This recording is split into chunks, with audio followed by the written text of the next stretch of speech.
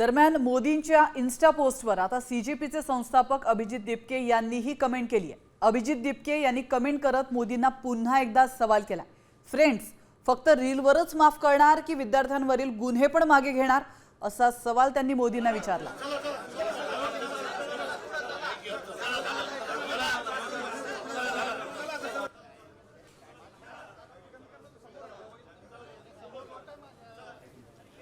तर आपण पाहू शकतो, मला शिव्या देणाऱ्या मुलांना मी माफ करतो असं म्हणत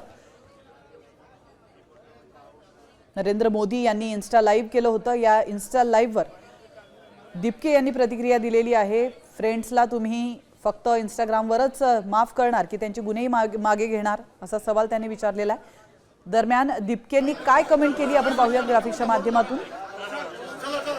मोदींच्या इन्स्टा पोस्टवर दिपकेंनी कमेंट केली आहे।